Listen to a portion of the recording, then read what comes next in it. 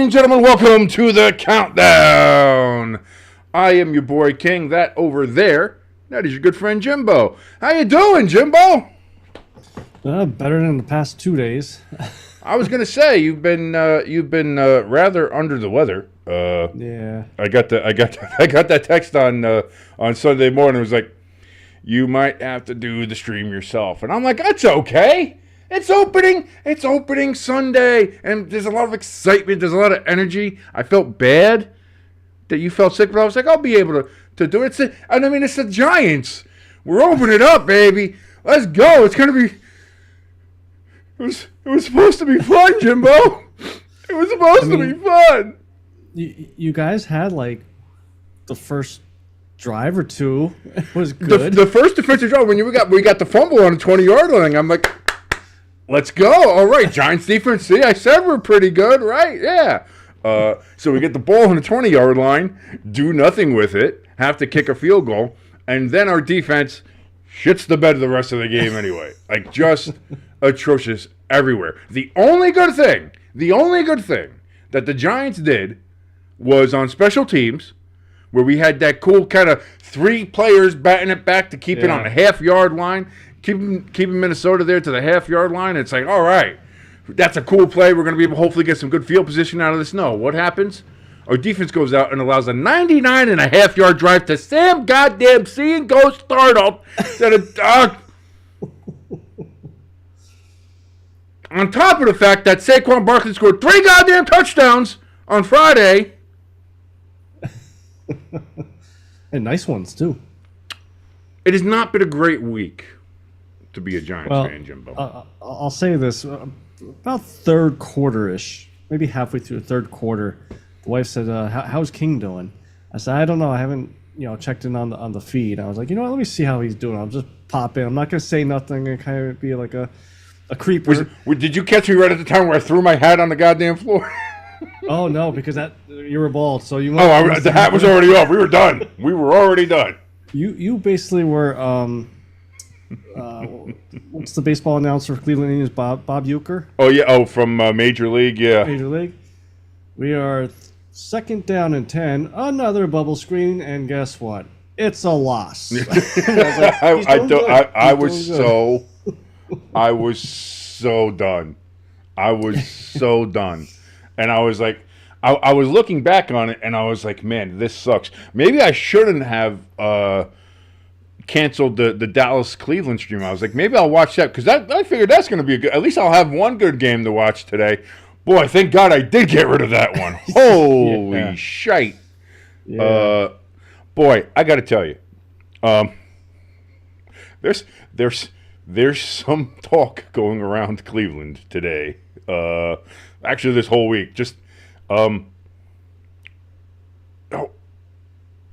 do you do if you're Cleveland? Well, I find it pretty funny. They lose that bad, and all of a sudden another lawsuit comes out against him from 4 years ago. All of a sudden. And now I'm seeing all the memes of guys running from down the to make a bet or something like that. But it's like Jim Haslam running to the news station to leak out the. This is what I'm wondering, because I'm not sure about his contract when he signed it, because he had all these allegations from the initial allegations, the 24, 26, whatever they were. Yeah. Not great. No. And I remember I was on here initially, and I was like, when everything first came out, I was like, something seemed fishy, because just the way the relationship in Houston ended with the ownership, and then all of a sudden that happens. I was like, did the Houston ownership do something or have something to do with this, or were they trying to push a narrative? I was like, we'll see what the criminal thing criminal case bears out, if anything like that happens. But that, again, was like when it was still like 4 or 5. And then it got up to 26, and you're starting to sit there like, where there's smoke, there's fire. Yes. But still, that's when Cleveland signed him to that contract, when he still had all of that around him, when they made the trade and then gave him the guaranteed. So I'm wondering, in the contract, is there like a firing or contract termination with clause that they have there, where they can like terminate the contract, and not have to pay him that money. No, I think they'll still have the cap. I'm wondering if they still have the cap hit because of that. Like, then at that point, you're talking into numbers and legal. Now you're talking into lawyers, legalities, different things like that when it comes to the contract. So I don't know. So I think the Browns might be just screwed either way. Yeah. But I wonder though, like we've been trying to figure out why did they restructure his contract? We thought Brandon Ayuk was going. I wonder if front office got wind of this, sat him down, said, "What is this about?" And maybe trying to minimize the cap hit as much as possible by restructuring it, maybe changing the numbers as fudging it as best you can, or and also put like wording in there that if it does come out that you actually did do this, that is terms for firing or. Well, at this point, because it's another civil lawsuit. It stems down from Houston. His time in Houston from October of 2020 is when this latest lawsuit says, and at this point, Deshaun, you're not going to get the benefit of the doubt. Yeah, I hate to tell you that. And on top of all of this, he sucks. Yeah. Like, everybody's like, well, he's got to return to Houston form. He's going to get back to Houston form. He is not back to Houston form. He's worse than he's ever been. Let's just get back to Clemson form. Anything. Form. Something. I mean, Clemson form would be a hell of a lot better than what he's got now. I mean, he won the Heisman then. Just rough times in Houston. And the schadenfreude for all of this, I think, for anybody who's just kind of a fan of the NFL and fan of football and just not a fan of Deshaun Watson, is that Baker Mayfield is killing it in Tampa. I think he had the best quarterback performance of opening Sunday. I think he had like 146 or 142.4, whatever his quarterback rating was. I think he had the best quarterback rating. Had 4 touchdowns. Had almost 300 yards passing. Like Baker's looking good, and that's the guy that Cleveland treated like shit to get out of there to get Deshaun Watson. Yeah. And it's just like, man, Browns are gonna brown no matter what, always. And at the rate they're going, they're going to be up to what next year? Probably a 30th quarterback in the past 10 years or whatever. Yeah, it was. that's the thing. Graphic was you figure they had their guy. I'm sorry, I think Baker would have been the guy to build around, and instead of building around Baker, Haslam wanted to make a big splash. He made a splash, a completely terrible splash, a wrong splash, a belly flop, if you will. And then everybody still thought Baker was washed. Everybody still thought, because he went to Carolina, didn't do anything, and got benched and then traded to the Rams late in the season. And you remember that he was with the Rams for like 48 hours and won a game for them. Yeah. And it was like, you saw that. And then he went to Tampa. He was going to have to fight it out for the starting job. He gets it, and then he leads the Buccaneers to the playoffs, crushes the Eagles. Granted, I just love saying Watson could have. I love saying that. It's the only joy I have anymore. And then almost beats the Lions in Detroit. I mean, seriously, the Bucs were this close to going to the NFC Championship game.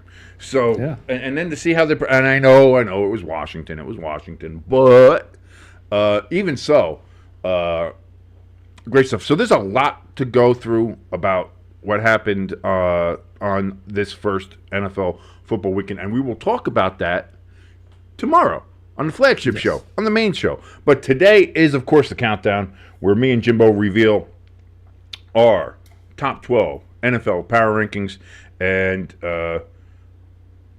there's some interesting ones here, Jimbo. Not just on mine, but definitely on yours. Other than the one team that you said, are you sure you want them there? And I had to go double check my notes without saying what teams. Was there other surprises? On your nothing like that. There was no surprise like that. Okay. But because I get for both of us, like the top has remained fairly intact of what we have. As you get lower, there's been a little bit more movement here or there, but I don't think anything really surprising like that, except for that one. Except for that one. That one kind of really surprised me.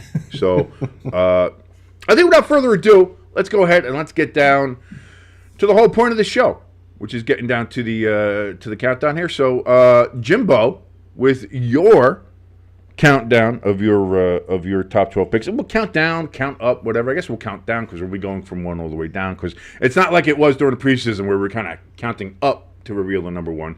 Now we're just going to show it, we're going to see it, and then we're going to list them down and explain ourselves to the public. Say, what the hell are we doing here?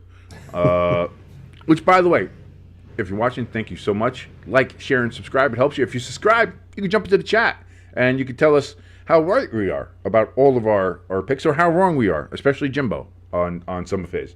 I'm sure I'll get some shit for mine too. I am trying to curse less. But here we go. Jimbo, your very first top 12 of the 2024 regular season. Let's pop this bad boy up here and let's see what we got. All right. Yeah. So, first off, you want to curse less. I think you could get all your curse words out during the Notre Dame games and the Giants. Let's not. Well, listen. It's again. I feel so frustrated just because I am a Notre Dame fan and I'm a Giants fan, and you're just like, Notre Dame was like last week. There was a little bit of happiness. We beat Texas A&M on the road. Maybe this football season won't be a complete wash. Maybe I'll have nope. Notre Dame loses to FCS. Northern Illinois, and Notre Dame season's pretty much cooked. So, yeah. Goodbye playoffs. So, bye bye. All right, kicking off my power rankings here after week one. Obviously, I have Kansas City number one. A hell of a game between them and Baltimore. I think so. That was Thursday night, so I only watched the first half and maybe a little bit of the third quarter. By the time I went to bed, I just figured Kansas City was just going to put it in autopilot and just win it. But Baltimore made a nice comeback there. Number two, I got the Detroit Lions. I had them there at number two last week as well. Yeah. And you're probably saying to yourself, how do you have them over the number three team, the 49ers? No, I'm not. Well, you had them there anyway. So if they won, I can understand and I can see why you have them. Again, you have your first three there, no changes, nobody moved, everybody there won. But I fairly agree with that too. I'm not gonna lie, I fairly agree with how you have that. Yeah, but it is a lot closer this week than compared to the preseason. Okay. As far as they're almost like, how would you say it, 2A and 2B? Okay, right, that type of deal. Then at number four, I have the Houston Texans. Just overall, that game was a hell of a game. That was a great game. I told you, man, Indianapolis. Now, for not being in yours, and I'm spoiler alert, Indianapolis isn't in mine either, but for not being in either one of our top tens and how they played, I'm telling you, Indianapolis is going to be right there at the end. Well, so I mean, I did the whole league power rankings. You did 1 to 32, right? Yeah. So as far as Indy, I actually had them preseason 16th and bumped them up to 14th, even though they lost. Because, again, that was such a good game. Richardson showed a lot of good stuff. Houston, C.J. Stroud, Stephon Diggs. The media kind of trying to take shots of, Stephon Diggs was complaining on the sidelines, but I don't believe that. I think he was being the good Stephon Diggs, pumping up the team. Then dropping to the number 5 spot, the Baltimore Ravens. Yes, it was a close game. They lost by a toenail. You want a toe, I can get you a toe. Yeah. But I feel like how that offensive line for Baltimore played, I think right now Houston and the Ravens, if they played each other this week, would be a hell of a game. And I think Houston would actually squeak it out. So that's why I have Houston above Baltimore for 4 and 5. I would say with that, the only issue really with the Ravens right now is Lamar Jackson's ability to throw down the field more than 15, 20 yards. I think that is maybe one of the things that's holding them back. But otherwise, the Ravens are a top team, and that's why I think even though they lost, that they're still in your top five. And I think most people kind of see it that way as well. Like, even though the Ravens lost that game, they lost it by that much on a toenail, and it was a hell of a game going toe-to-toe, no pun intended, with the Chiefs. So, yeah, there's no problem with having the Ravens still in the top five, even though they lost. Absolutely not. Then at number 6, I have my Philadelphia Eagles winning Friday night. That first quarter was a little sketchy. I mean, if you guys joined us during the live feed, you could see some of my emotions of Jalen Hurts just constantly throwing into triple coverage. Don't know why he was doing that shit. But dude, the 3 picks. Now, granted, we can blame a lot on the field and how slippery it was, and people couldn't get their footing, and quarterbacks couldn't plant their foot when they were going to throw, and all this other stuff. And it happened with both of them, Love and Jalen Hurts. But 3 picks and almost 4 picks is not a great start.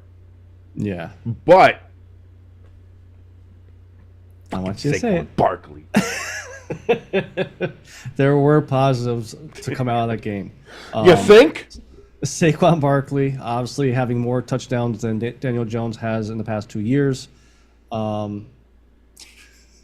love that stat. I'm gonna write that stat. Such an asshole. And you guys want to tune in tomorrow for my Daniel Jones. Just twist that knife into my football soul. Fine.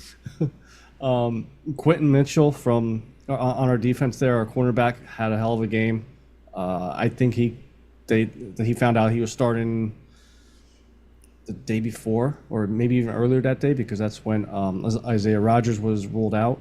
So there was more positives than negatives. So that's why I have them moving up to number 6. I hate doing this. Number 7, the Dallas Cowboys. They moved up 2 spots. Yes, Deshaun Watson. I'm surprised like you moved them that much up, considering the competition. Well, and when I get done with my number 12 spot, I'll explain why you're going to see a lot of +2s, plus. This is where you're going to see a lot of the NRs, which is the not ranked. Yeah. So. Or NC. Or NCs, which is, that one's kind of wild, and there's a +2 that's kind of wild too. We'll get into that, but. So yeah, Dallas Cowboys. They kind of look like they did last year. They played really well against the shitty teams. Had some tough times with the tougher teams. Is this the case for this team? So I think there's still some questions for Dallas. Well, Dak just got broken off before the game, so he was gonna play. Like he was gonna put some stank on it. Yeah. When he went out there, and Zeke didn't look. And even I was gonna say, even Zeke looked kind of a little vintage Zeke Elliott there. Let that boy eat. It was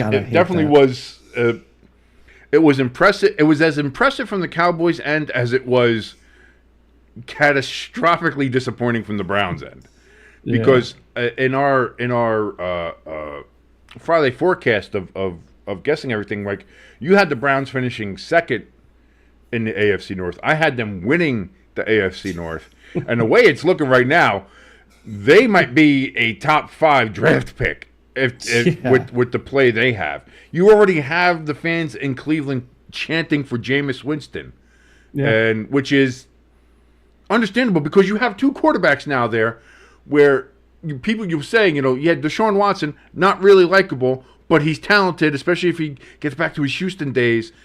Really that. And then you have Jameis Winston, who is a bit inconsistent. But find me somebody in the NFL that doesn't love Jameis Winston. Yeah. But now here you are going to week 2, is that you have a quarterback that is completely unlikable and who sucks, and a quarterback that might be inconsistent but universally liked by Jameis Winston. Put in Winston. What do you got to lose? Yeah. Even if he does a 30 for 30 season, and especially if like Watson has, again, more allegations against him, get him off the field just as a PR thing. Just get him off the field. And I know the cap hit's going to be big for the Browns. I do, but do you think there even is a thought process of screw it, let's Russell Wilson them, let's eat that massive cap hit for the next 2 or 3 years, and then just try to move on from there, and just because either way, whether you keep him and play him or cut him and eat the money, you're still got 3 wasted years coming up. Yeah. So after the Cowboys, I have at the 8th spot the Miami Dolphins. Tyreek Hill just looked like didn't miss a beat last year. He got injured towards the end of the year there with the knee problem. Tua looked good, and down early to the Jags and came all the way back to win on a walk-off field goal. So that's yeah. I mean, that was shows resilience, shows toughness. Yeah. Number 9 here, I have the Green Bay Packers. Jimbo, I love you. You're I my should boy. took longer to make this. The floor is yours. Yeah. But explain yourself. All right. So preseason, I had the Packers at number 11. Okay. Now you're saying why did they go up 2 spots? It wasn't like they were never in that game. It was a close game. Absolutely. It could have went either way. 100%. It wasn't like if it was a blowout, then yes, they would probably be off this list. Right. But it was a close game. Right. And I guess I'll say the 2 teams that you notice that aren't on this list no more helped bump them up. Okay. A couple spots. I feel like, though, even taking their performance on Friday night into account and all that stuff, I think you're missing a very big part of this equation. They're going to be starting Malik Willis for at least the next 3 or 4 weeks. Now, all the teams except for the Jets and the Niners, I actually did Monday afternoonish. And at that point, it only came out that he had the knee sprain, and there was still a chance he could play. He's not going on IR. Now I just saw. No, he's not going on IR, but they are. But he's not playing. Like they're gonna rest him for. I've seen anywhere from 2 to 4 to 3 to 6 to 4 to 6. You know, they're gonna play it by ear and see how it goes, and that's why they wanted to keep him off the IR. But Malik Willis is going to start for the Packers at least next week, if not more. Yeah, and probably I was basing it off of thinking Jordan Love was going to play, was going to start. What would make you think he was going to start in the first place? There was, the Adam Schefter's, the Ian Rappaport's. Yes, they were saying he's looking at. But I'm not buying it. I'm not buying it. I'm not buying your excuse. I did not get taken, or I didn't get got. I know, but that's why I still have him up there. That's a rough one because like you just knew. Common sense says, like, again, what we saw his knee do, we saw Aaron Rodgers' ankle do. Yeah. Last year, it did that little kind of, and just. I feel like everybody knew, like it was bad the moment you saw it, and then as it came out that no, it wasn't an ACL tear, and it's good. It was just an MCL sprain. But even an MCL sprain, you're not starting the next week. And again, I like the Packers, especially with Jordan Love in there. But I also feel like with Malik Willis in there, they are not a power rankings team. And I when I make my list, I try to take into account all of that as well. Like I don't want to bump a team or move a team too far down based on, like you said, they had a good performance against the Eagles, and if that was it, I wouldn't have a problem bumping the Packers, down only a little bit. But the loss of Love for at least the next couple of weeks and having to start Malik Willis that takes a toll. But my question is, not only did you not keep the Packers even, or not only did you drop them down a spot or 2, you moved them up! Because again, because I have the Bengals and Browns way down now, that it helped bump some of these teams up. I would even say. Go ahead. I'm trying hard to comprehend the thought process that you're having. This may be a rookie mistake on me because it's my first season doing this. This is your second or third season doing this. Doing these power rankings. Okay, no. That's. I'm not. We're not. Listen, I'm not here to judge. Yeah, we don't kink shame here. That's not what we do. I'm not here to shame your list. It's a very fine list. It's a nice list. Just a little perplexing on the thought process on some of it. That's all I'm saying. That's all I'm saying. I'm not judging. I'm not shaming anything. That's not what we do here. That we leave that for Deshaun Watson. The next thing you have is one I really hemmed and hawed and debated about putting on my preseason list, but didn't. And that's a team I think that actually should move up, even though they lost, which I see did. Yes. So for my number 10 team, the Los Angeles Rams, actually for preseason, I had them at number 13. So they were right there to almost get in. They were on a cusp, right? Yeah. I just, again, if the Jets played the Rams week 1, I think the Jets would have won. It would be a good game, but right. But the Rams playing Detroit, another close game, hell of a game. That was a fun one. That was a fun one to watch and broadcast on. I just felt like even in a loss, they may, or even in a I thought Detroit won. Yeah, Detroit did win. Okay. Oh, why is it marked? Oh, yeah, no, it's marked wrong. Okay. That's my fault. That's what threw me off. But all right. But yeah, that's even though they lost, I still think they show that they're a better team than what I thought they were in the preseason. Number 11 here, I have the Tampa Bay Buccaneers. I think this was. Hold on, I'm trying to pull my list up on my phone here. The Buccaneers were impressive. I know they played Washington, but they were impressive. Yeah. Preseason wise, I had them actually 14th, and I think I did say that on the show, one of the episodes, that I had them like mid tier. But they were just so impressive that they had to get bumped up 3 spots, get them into the top 12. Again, how I've been saying my thinking going into some of these teams, I think they would beat the New York Jets after watching the Jets last night, the little bit that I did watch. And then, speaking of the Jets, didn't have them move at all. Just because, yes, that first half one is also another surprising one to me.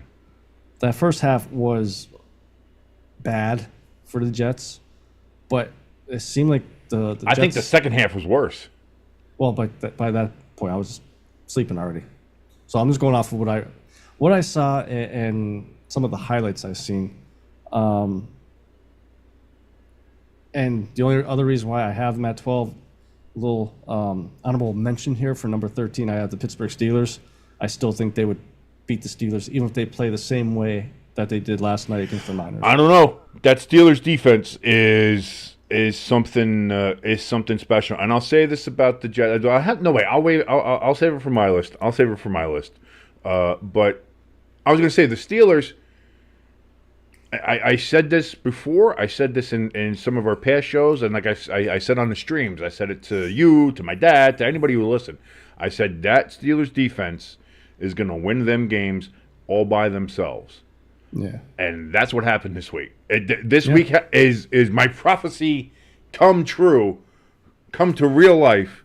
Because they Russell Wilson benched with the calf injury and still suited up even though he was inactive, which is, as many people pointed out, the most Russell Wilson thing ever. And apparently also now it is looking like it's trending toward Justin Fields starting for week 2 for the Steelers. So we're going to be 2 weeks in and no Russell Wilson. And it's not like Justin Fields shook up the world. It's not like he did anything, because he didn't. He didn't do anything. That Steelers offense didn't do anything. Boswell did all the work. He had 6 field goals. Yeah. But again, that's all it took with that Steelers defense. And I know some people are pissed at Kirk Cousins. Some people are pissed at the coaching. Some people are pissed at The offense, the Steelers' defense is going to make a lot of good teams, whether you're middle of the road to even good teams, look bad. And, I mean, again, we saw T.J. Watt was so good, they threw a flag on him on a play he didn't have a penalty, in which they came out and had to apologize because he got the snap count so down that he actually was getting off the ball as soon as it was snapped. And the refs were throwing a flag saying he had to line up in the neutral zone because there's no way he got there that fast. And then it's like they had to come out after the game and be like, "Oh, we threw a flag. That was our bad. That was obviously a missed call." And it's like, Yeah. T.J. Watt is a bad man. And on that, after that penalty was called this because he had a sack. That might have been a sack and a strip fumble that they called back because of that penalty. That was a non-existent penalty. Yeah. The Falcons ended up scoring a touchdown on that drive. So if the refs don't screw up there, the Steelers actually probably win 18-3 Yeah. instead of 18-10, which is still even crazier to think about of how good that Steelers defense is. So there you go. There's Jimbo's Week 1 top 12 power rankings for the NFL. Chiefs, Lions, Niners, they all stay the same. You have the Texans moving up 1. The Ravens go down 1 after an impressive performance against the Chiefs opening night. The Eagles move up 1 after their win in Brazil. The Cowboys move up 2 after just smoking Deshaun Watson and the hapless Browns. Dolphins also move up 2 after their walk-off win against the Jaguars. The Packers somehow moved up 2 after losing to the Eagles and losing Jordan Love for a couple of weeks here. The Rams, in a scrappy overtime loss, they get into Jimbo's top 12 at number 10. Number 11, after an impressive performance against the Washington football team of Redskin Commanders, the Buccaneers are in there at 11. And the Jets, after just getting ran through like penny packs early in their career by that 49ers rushing attack, somehow remain within Jimbo's top 12. So there you go. There's Jimbo's top 12. So I'm assuming the NC is no contest. They show no. They show up. They showed no heart. We need heart. Which maybe the Packers need to get Shane Falco in there. I don't know. We'll see. But now let's go ahead and see it, and let's see how wrong I got it, because I'm pretty sure I got it pretty wrong. So let's take a look at your boy King's top 12 power rankings here after week 1. And again, a lot of the same stuff.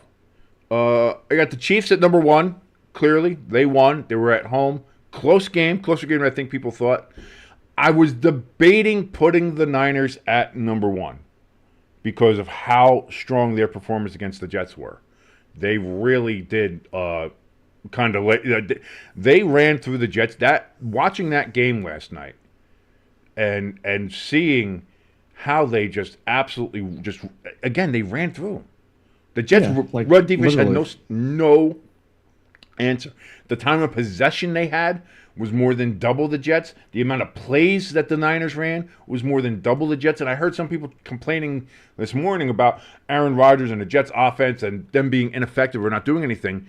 We can't really judge or say whether he was ineffective or not. They weren't on a goddamn field. They weren't. They didn't have any chance. They didn't have towards the end of the third quarter, the play count was close. It was like almost 40 for the Niners, and the Jets had 15. Holy shit! They just had 15 plays. They weren't on the field. It was it was old school football. Run it down their throats. The Jets couldn't stop it, and that's not a Hassan Reddick thing either, because Hassan Reddick is a pass rusher. He's not really a run stopper. Yeah. So, as an Eagles fan, you would know that more than anybody. He's more of that pass rusher, try to get into the backfield. But the Niners didn't really pass it at all during the game. It was a run game, control the clock, control the ground, control the ball, and that's what they did. They owned time of possession. They owned the amount of plays that they had, and they owned the Jets in that game. It was an impressive showing, and I remember we talked earlier about the Jets having this measuring stick game against the 49ers in week 1, and they did not measure up at all. So I guess the Jets suck, and they're not going to win the Super Bowl now. Probably not. Probably not. I'll tell you that. They got a lot of questions to ask. And listen, we had this thought. If the Jets don't start looking impressive, especially on defense, which is Robert Saleh's thing, Yeah. and the fact that he's been there, this is his 4th or 5th year with the Jets? I think it's his 5th year with the Jets. And the Jets defense that has all this talent on it and all these pieces, and they get ran through like that.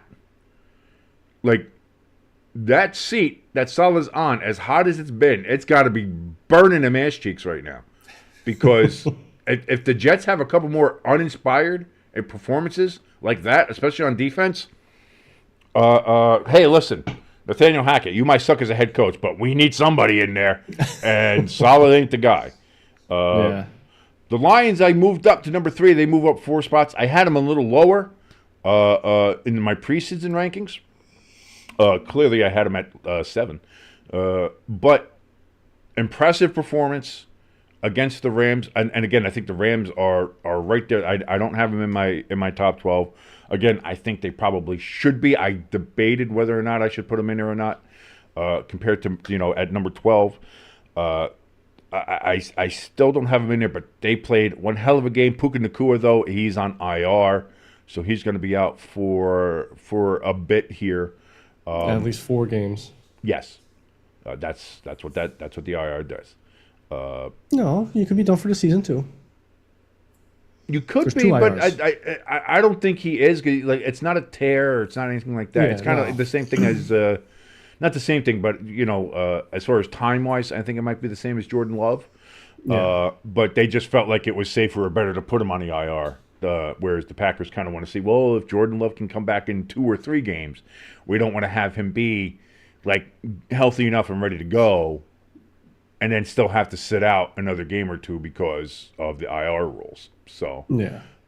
But, again, impressive win, overtime win, at home, tough, gritty, kind of the Lions MO there with Dan Campbell. And of course we had the debate of, Dan Campbell, is he gonna relax a little bit? He's not gonna do so many of the crazy things, he's not gonna go for it on 4th down too much anymore. Nope, we were wrong. He kept on going on 4th down.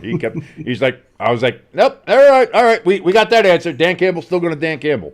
But that moves him up in my ranks, and that has him there at number 3. Number 4, moving down a spot, much like you had him moving down a spot after the loss, was the Ravens. Again, really close loss, really good game. It was a bit of a sloppy game on both sides there between the Ravens and Chiefs. Ravens come up a toenail short. Again, I think really the biggest drawback when it comes to the Ravens is Lamar Jackson's ability to get the ball down the field. Once he gets past 15, 20 yards, his accuracy is non-existent. And that's something that is going to have to be worked on. They're going to have to fine-tune that. But outside of that, the Ravens are a wagon. They really are. So they're not going to be moving out of the top here for me unless they somehow or unexpectedly go on a massive losing streak, which I doubt. Yeah. Even though they lost, it was by that much to the world champions at home. I got to keep them there at least in the top 5. Moving into the top 5 plus 3 spots. Say it. Saquon Barkley and the Philadelphia Eagles. Saquon getting that hat-trick touchdown there in Sao Paulo on that field that was more like a Winter Classic ice sheet than it was a football field. Just the worst. Maybe let's not go back to Brazil, guys. How about that? Let's relax on that. But yeah. So overall, great performance. Considering the circumstances, again, a bit sloppy. Jalen Hurts, not a great performance. Yeah. 3 picks. Could have been 4, should have been 5. Like he did not have a great game. But everything else, like the Eagles, their run defense suffered after that first quarter. After that first quarter, I was like, oh shit.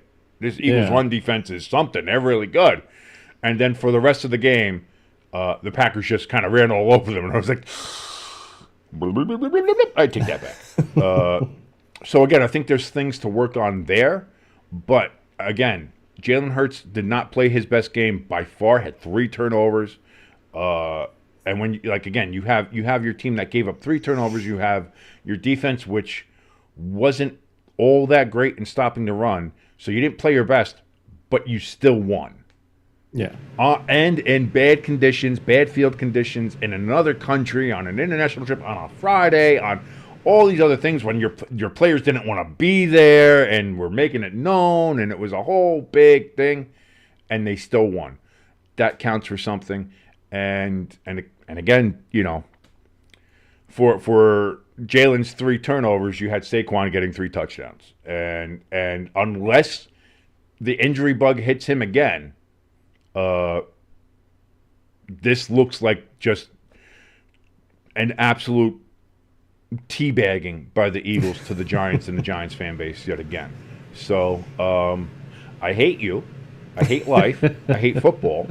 I can't wait for hockey season to start because I can't stand the goddamn Eagles, who I have moved up 3 spots to number 5. Number 6, no change. I have the Houston Texans. That's not to say that they didn't have an impressive game or a fun game or look good or anything like that. We get C.J.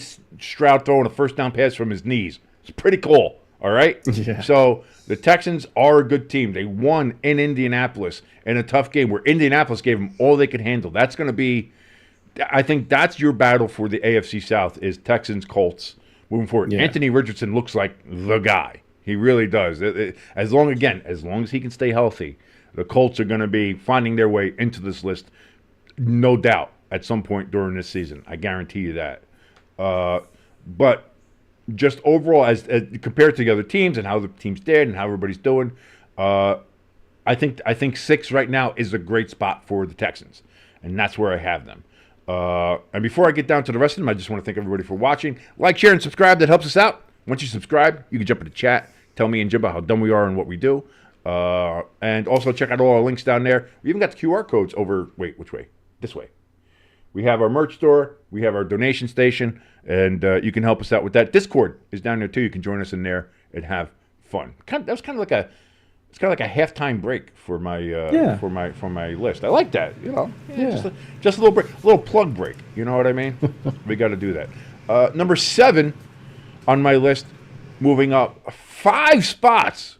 Big mover on this week is the Tampa Bay Buccaneers and Baker Mayfield having just an absolute, almost career day, you would say. And I know it's against the Washington football team of Redskins Commanders, so, you know, take that with a grain of salt. But even with that, he had the best quarterback performance of week 1.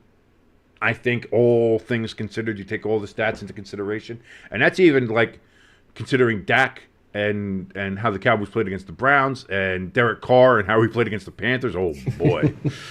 Saints going to the Super Bowl. Going to be a long season in Carolina. Just like here in East Rutherford, it's going to be a long season down there in Charlotte. I have a theory about Carolina, but we'll talk. I'll bring it up tomorrow on the. We'll do that on the flagship. You guys got to make sure. We'll wait for that. There's a lot to get to on the flagship. It's going to be fun.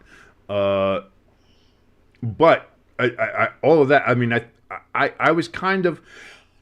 I was high on the Buccaneers coming in here. That's why I did. Even though they're NFC South, I had them at number 11. I was like, I really think they're going to be able to do something this year. I like Baker. I'm rooting for Baker.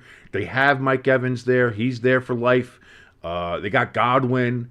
The defense doesn't look bad. I'm like, I think they're going to be able to do something. And again, it is against Washington, but they really did look very good. Against Washington, Baker looked good, and I think that's worth a move of 5 spots. Hold on, let me check here. I want to check something real quick.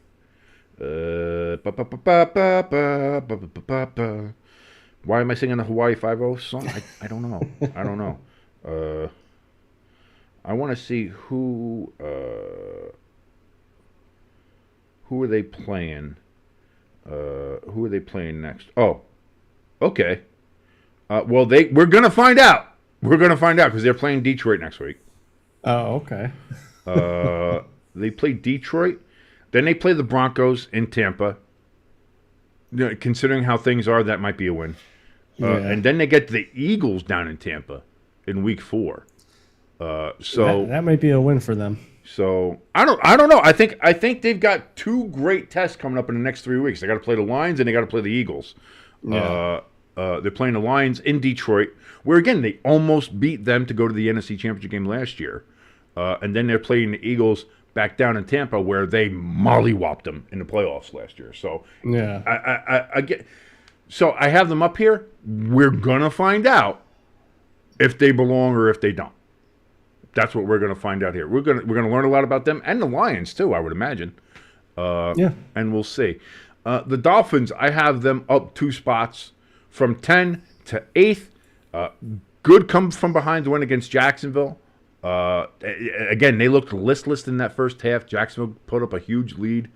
Dolphins come all the way back. And then you also consider the situation of Tyreek Hill being detained and everything before the game. And we saw the body cam footage that came out and the other camera footage that came out. And no matter where you fall on it, whether or not he should have been as disrespectful as he was to the cops or rolling the window up or down or whatever the case was, still, the video's not great for Miami-Dade police.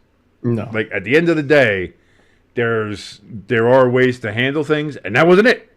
No. That wasn't it. No matter how you feel about it, no matter how you feel about the way he handled it, and again, I don't think he handled it great either at the time. Yeah, you know, I was gonna say my opinion. I think everybody was in the wrong there. I think there was a lot wrong with how he was interacting with the police there, and I think that needs to be addressed and at least acknowledged that Tyreek needs to be smarter and better in that situation.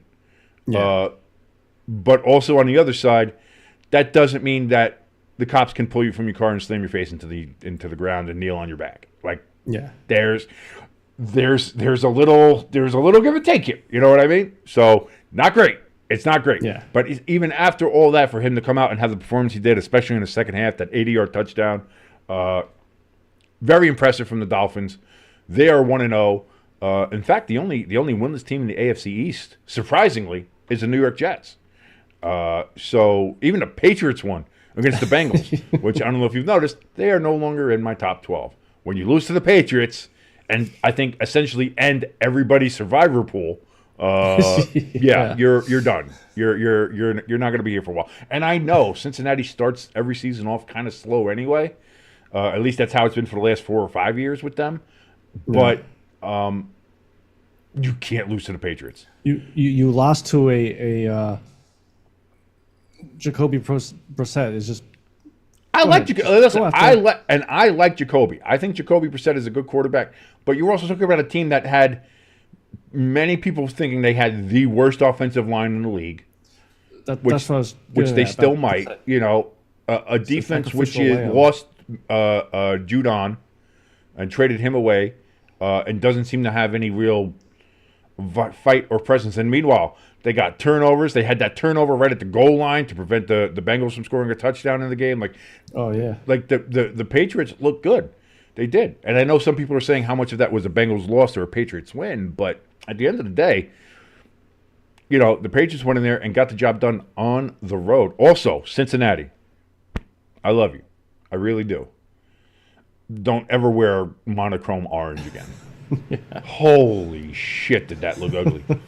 Yeah. And that was hard listen, to look at. I'm somebody that liked the Giants Century Red uniforms.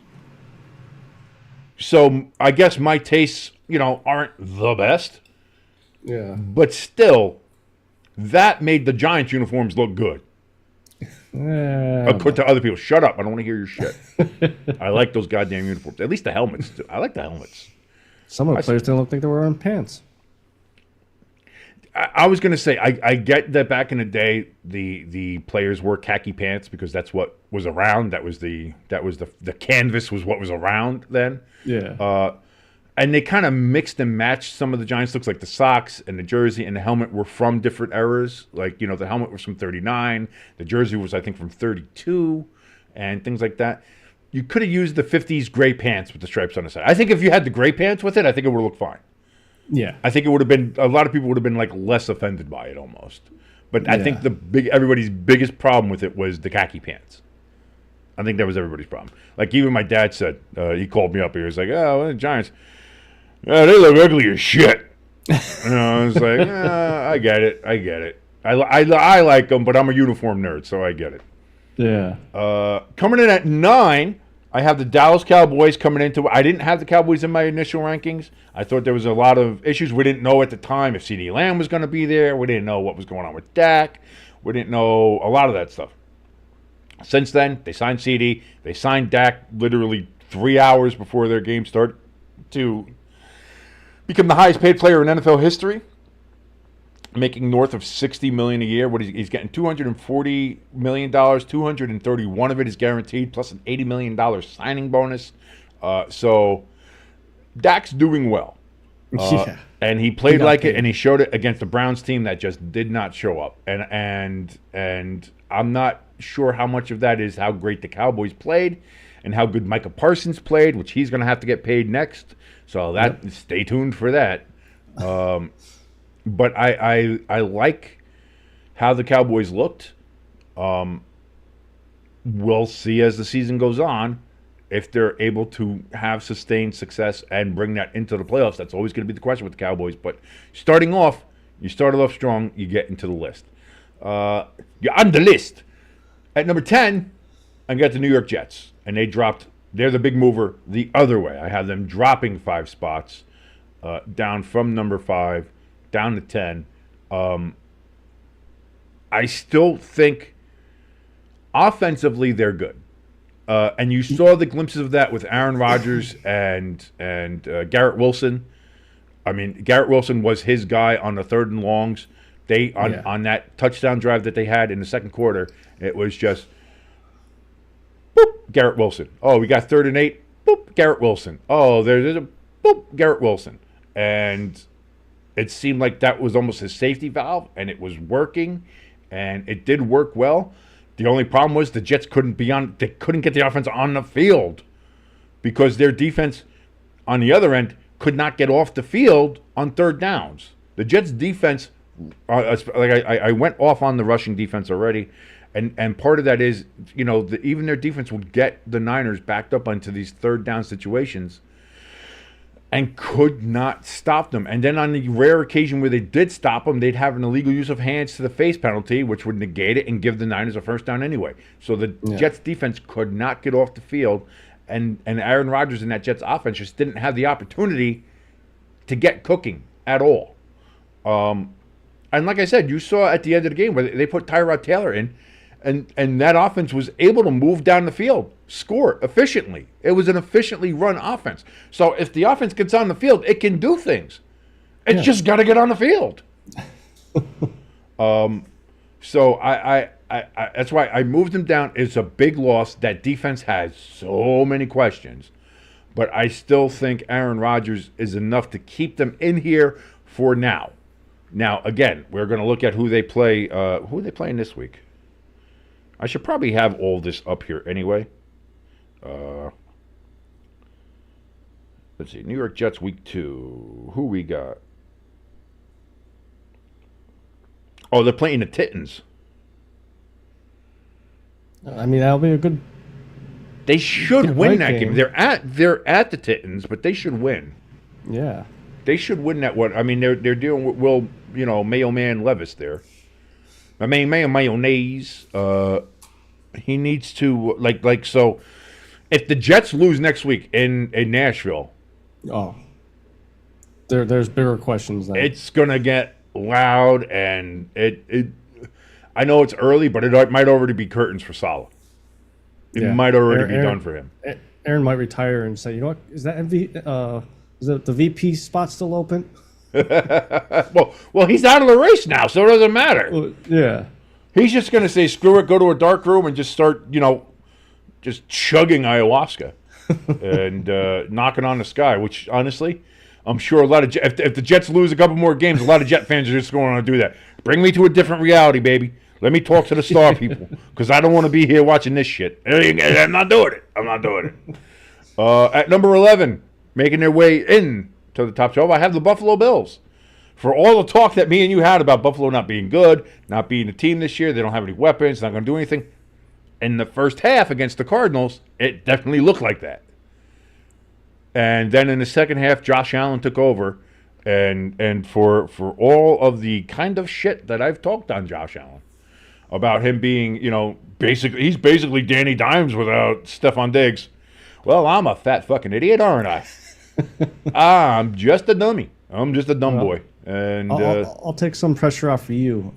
I still got them at like 21. I still got them low.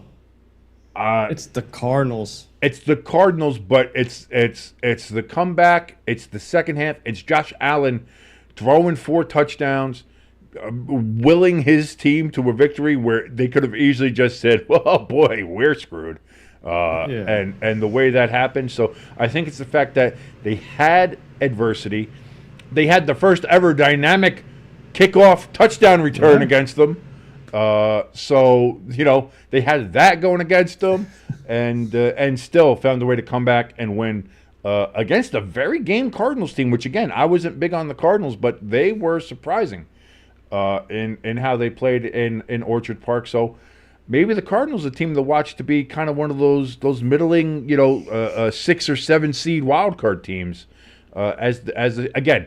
Super early days, super early overreactions. I get it, but we're all going to do that here. And at 12, barely hanging on by their fingernails, I have the Green Bay Packers down 7 spots from their initial ranking, simply because, again, the loss of Jordan Love is huge. I think that's a huge loss. That is a big, big loss for the Packers. And having Malik Willis be your quarterback and be your guy to try to steady the ship and at least just keep it going for the next couple weeks here. Now again, who do the Packers have coming in? Or they go? No, they're going somewhere. I think they're. Oh no, are the Colts coming? I think the Colts are going to Lambeau, which might be a loss. With having Malik Willis as your starting quarterback, that might be a loss. Yeah.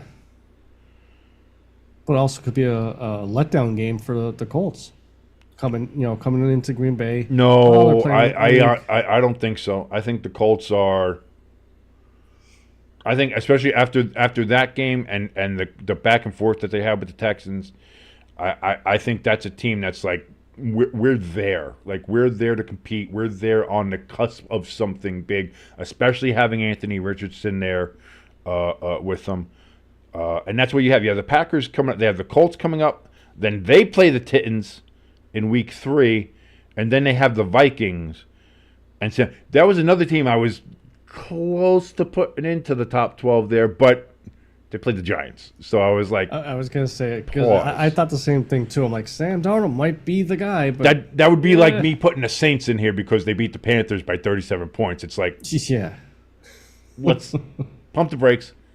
Let's relax. So that's my top 12, my power rankings here after week 1. I got yourself the Chiefs there, the 49ers, the Lions moving up 4 spots. You got the Ravens, the Eagles moving up 3 there to be in the top 5. Then you got the Texans at 6 staying put with their nice, close, but nice win over the Colts in the Loud House, as Pat. Apparently they made shirts for the game with the big Loud House logo on it and stuff. Oh yeah. So yeah, they're really leaning into the Pat McAfee connection there in Indianapolis.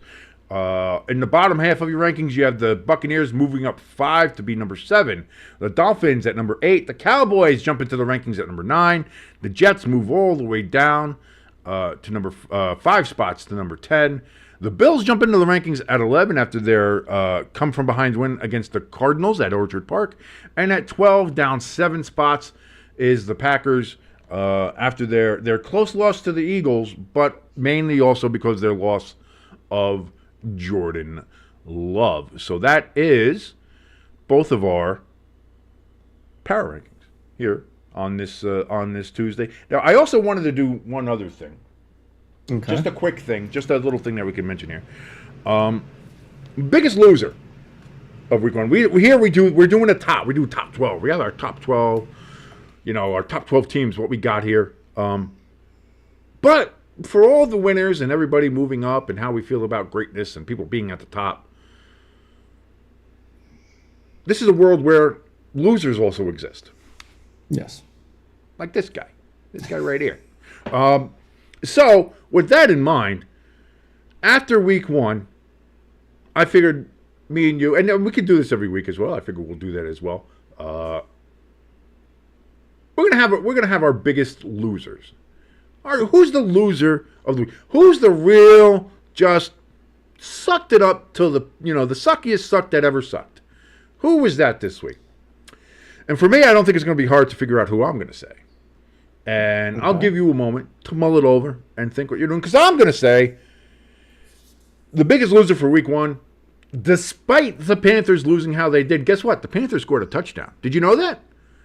They lost 47-10, but to get 10 points, you need a touchdown. Panthers scored a touchdown. The Steelers, they didn't score a touchdown, but they won their game because they have a great defense, stout defense. It's able to go ahead and just destroy other teams. So they don't even need to score a touchdown to still win games. But there was a team that didn't score a touchdown and got absolutely railed in the old chocolate starfish. And we all had to sit there and suffer and watch it in their goofy-ass khaki pants. And I know I'm starting to rip the uniforms apart now, even though I like them. But when you perform the way you do, like that, wearing those uniforms, guess what? I don't like them anymore. Much how I'm sure the people in Cincinnati, whether or not they liked their orange uniforms, certainly don't like them now after losing to the Patriots the way they did. And, of course, my biggest loser for week one is the New York Football Giants. And, yes, Daniel Jones sucks. I'm off the wagon. I was a big guy. I was like, come on, I believe in Daniel Jones. Wow. He's going to do something. Always going to do something. No, Daniel Jones sucks. But, and I'm very proud of my fellow New York sports fans and listening to Sports Talk Radio the last couple of days. It really does show the intelligence of the New York sports fan because everybody who I heard had the same opinion I did, which was, yes, Daniel Jones sucks. Yes, we do have to move on from him. But this game wasn't just Daniel Jones. This game was awful play calling from Brian Daboll. I don't know what the hell. He was making play calls for things that we knew weren't going to work and did it anyway. Our offensive line was getting manhandled, and on 3rd and 1, he's calling a play which needs the offensive line to push the defensive line out of the way. And we couldn't do that. But he still called it anyway, so a 3rd and 1 becomes a 3rd and 6, and we have to punt the ball away. Instead of trying to change the game plan around, well, that's not working, let's try something else. He's just like, let's keep on doing. Let me just continue to bang my head against the goddamn wall. Unbelievable. The defense, feckless, toothless, hopeless.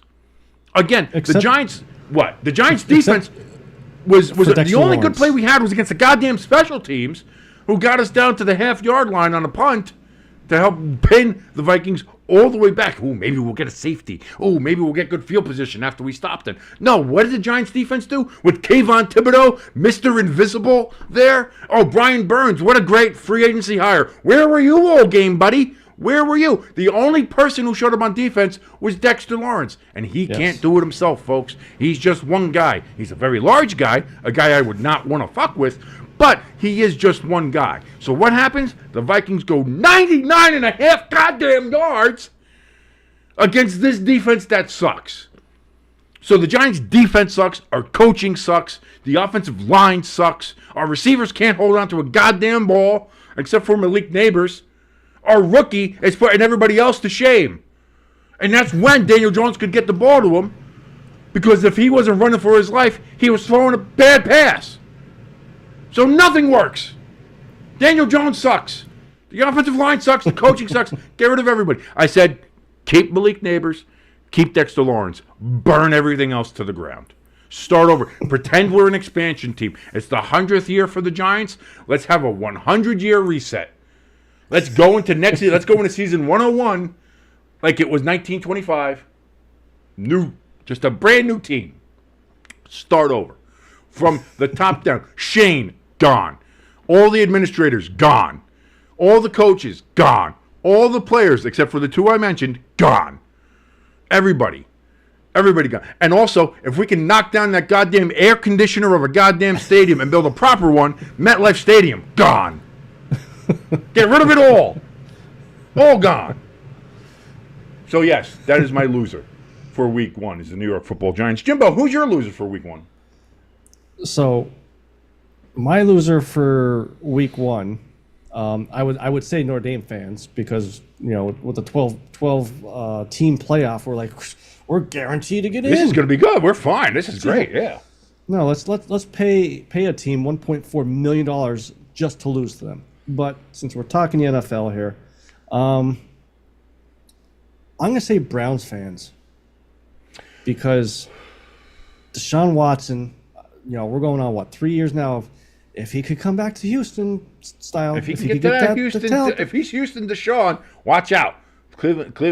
You had people not too short of myself either, thinking Super Bowl contender this year. If Deshaun can get back to what he was, Super Bowl contender. And I'm sorry, throw the flag or throw the towel in. He's cooked. He's done. Start Jameis. So I'm with you. Start Jameis. And he'll make the game interesting. It'll be fun. You'll never know what's going to happen, but at least it'll be fun to watch. And if I'm a Cleveland fan, that's what. And not only that, like every time you watch your team, imagine being a fan of your team, but you're conflicted about rooting for them because you have a guy like Deshaun who has quite the allegation history against him and now has a brand new one on him.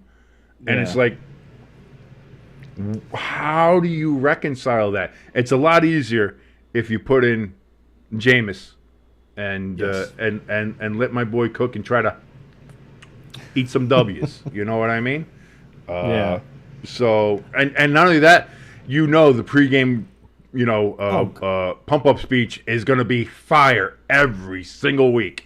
He'll be mic'd up every game. I want to see that every single game. If Jameis Winston starts starting there for the Browns, put a mic on that son of a bitch every single game. I want to hear it. Your rant about the Giants was very good. Oh, thank you.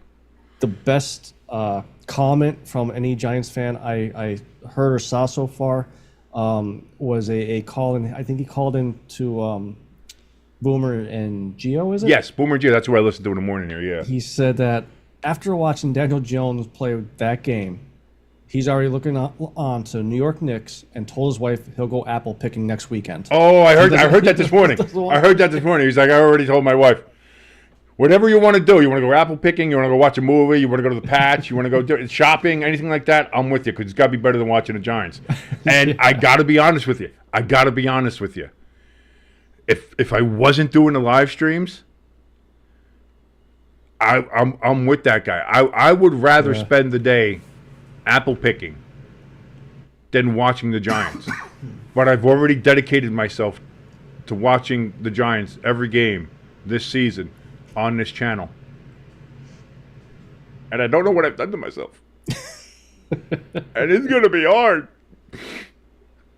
Well, so if you guys want to go ahead and watch me suffer every single goddamn week, go ahead, like, share, and subscribe. and when the Giants aren't playing at the same time as the Eagles, I will be joining you just to turn that fork a little bit more. Hey, Saquon's got 6 touchdowns now. How many does Daniel have? Well, the Eagles have Monday night, so you're going to be joining me Monday night to watch the Eagles. Yes. And I'll actually be there for the full game. Play the Falcons. Yeah, because you're going to be up watching the goddamn game anyway. So. No, well, usually I'm laying in bed, watch till third quarter, and be like, oh, I know how this ends, and turn it off and see us lose. So we'll see. We'll see. If the Eagles have a pretty sizable halftime lead, you can go to bed. I'll take care of the stream the rest of the way. I'll do that. I did that before, so it's fine. But yeah, so you're going to join us whenever there is a Eagles game happening, and for the early games on Sunday. I know that. And for the other ones, like Sunday night, I'll be doing by myself. Monday nights, for the most part, unless the Eagles are playing, I'll be doing by myself. And that's fine, but I want everybody out there to know, if you want to know when those are popping up, which I'm pretty sure if you know the NFL schedule, you do. But like, share, and subscribe. Hit that notification bell. You'll know when we're doing it. And also, when you subscribe, you're able to jump to the chat. I had a couple of great conversations this weekend with some of our new subscribers in the chat. One of the guys I was talking to, he was really going for. He had 2 people left on his fantasy team. He had Cooper Kupp and he had CMC, and he wanted to see Cooper Kupp get the points that he needed to win because he wasn't sure if CMC was going to play, and he wanted to have it shored up before the game. And just before he left, just before the game ended, Cooper Kupp got the points he needed. And he's like, I won the week. That's it. I don't have to worry about CMC. I was like, hey, good for you. And then, of course, we get to Monday night, and CMC's out. And I was like, My man's lucky. My man is lucky. He got what he needed. So that was fun. I mean, that's what I mean. So join us in the chat. When you subscribe, you're able to go ahead and jump in the chat and talk with us there. And again, look at some of the links we got down there. Donation station. We have the merch store, which is like donating, except you get some cool stuff. More merch is coming in there all the time. Our Discord link is down there if you want to come join us and just kind of bullshit with us as the week goes on. That's also great as well. Jimbo, I think that's going to be it here for the countdown now. Any parting thoughts, any last wise words from the sage known as Jimbo? I just think Notre Dame games I'm just going to listen to, so that way I could go apple picking. That's actually not a bad idea. Saturday.